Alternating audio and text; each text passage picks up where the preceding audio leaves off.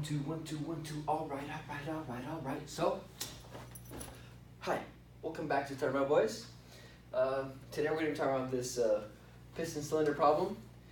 So we're going to try to find our pressure one, our work, and our heat transfer, right? So in this piston cylinder, our initial volume is going to be 0.001 meters cubed, and it's 5% liquid at first, so we should write that it's 95% vapor. Our initial temperature is 180 degrees Celsius, and our final temperature is going to be 350 degrees Celsius. So what's our system here? What are we studying? Well, we're for sure studying the water and piston cylinder.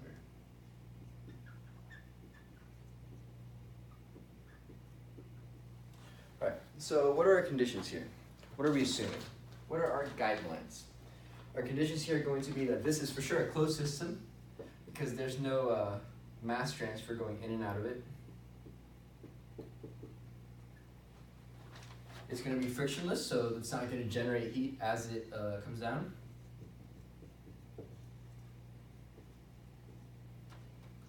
And we're going to have constant pressure due to being in quasi-static equilibrium.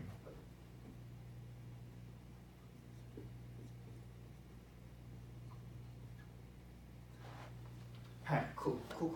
So our physical laws, we're going to be looking at the formulas we're going to be using throughout this problem. So since we're going to be trying to find work, we're going to go ahead and write down our work equation. Work equals pressure times the change in volume. Our Q equation for trying to find the heat transfer, which is mass times the change in enthalpy plus the work. And last but not least, the quality equation. So Y equals Y of fluid plus time plus the quality times Y, and then Fg, which is the difference between the fluid and the gas, which you will get from the thermo tables. Cool. So first we're gonna have to go to the saturated water tables at 180 degrees Celsius. And once you look at that, you'll see that the pressure there is gonna be 1,002.8 kilopascals. And that, right off the bat, you got your pressure. All right, that is an answer, just by looking at your tables. Remember, you go to the temperature tables in this case. Cool, so in that same line, you're gonna see that your specific volume of the fluid is gonna be 0.001127. I'm not gonna bother writing units just because they're gonna be a lot, but just to start off, this is gonna be meters cubed per kilogram. And the specific volume in gas is going to be 0.19384. Right. And in that same line, you're going to look at the H values for enthalpy, and you're going to write down that the HF is 763.05. And we actually know the quality, remember, because the quality always states the vapor side. So this is going to be 0.95. And then look at the enthalpy for Fg, and you'll see that it's 2014. Cool. And the reason we're doing this is because this is a mixture. Otherwise, we would have just gone to like the pressure tables and gotten the specific volume and the H's from there. But we can't do that because it's a mixture, and we have to take a ratio of how much is gas and then how much is the fluid. So that's why we're going to use the quality equation.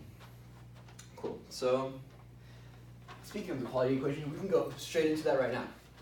So when we're trying to find our actual specific volume of the whole thing, we're going to replace these with internal properties. So let's say this is low V equals, and then we're going to replace the YF with the VF. So this equals 0.00127 plus our quality, which we found was 0.95 by looking at the percent vapor, times, oopsies, that's supposed to be the difference between these. We're good. That's just going to be the difference. I was just too lazy to write the other one.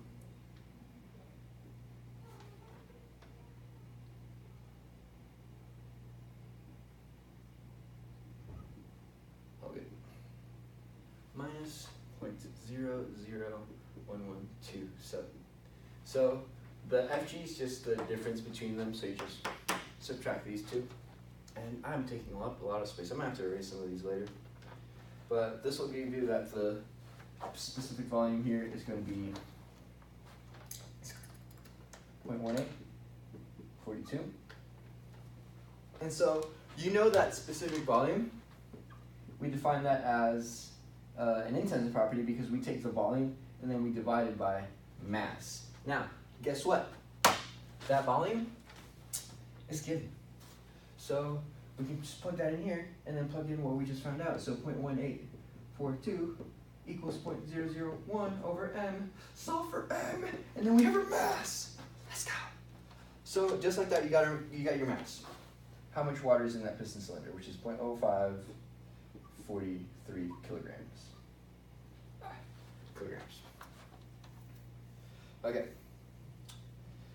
So, and with that mass, we can now find the second volume. So what you're going to do is, like, you know that rearranging this to find your V2, it's just going to be multiplying this by the mass. So it's going to be m times little v. And that little v2, you're going to look at your tables for that, and you'll see that it's 0.2825 times the mass that we just found, 0.0543, and that's going to equal 0.0153. That's your second volume. So this equals V2. Cool. So the whole purpose of me doing this is because we want to know like exactly what's going on at the beginning and at the end, so we can find our work and our heat. Because now that we find our pressure, we can find the difference in volumes, because since we just found V2 and we were given V1, we can just plug in everything we know to the work equation. So it's getting a little messy, but we'll be good. Work equals the pressure, which is going to be 1,002.8 times 0.0153 minus 0.001, which is pretty much nothing, but whatever. And this will give you that the work equals 14.38, and that's kilowatts, I believe.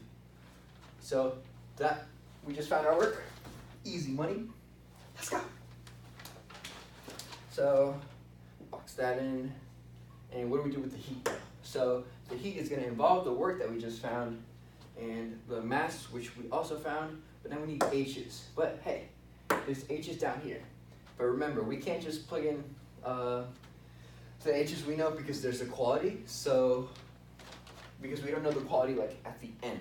So, or at the beginning, I should say, my bad. So let's just find that H using the same quality equation we used up here. So our H2 is going to equal HF plus XHFG. And plugging in everything we know that HF is what? 7063.05 plus the quality, 0.95, and then HFG is 2014.2. And then someone calculate that for me. Got it. H2 is going to equal 2676.54. And with that number, we can finally plug it back into this equation. And I'm going to erase some of this, if you don't mind. And let's just erase this part.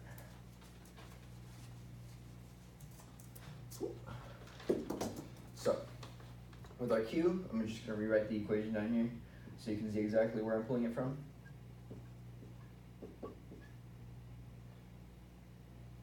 Oops. Plus work. So our M we said was how much?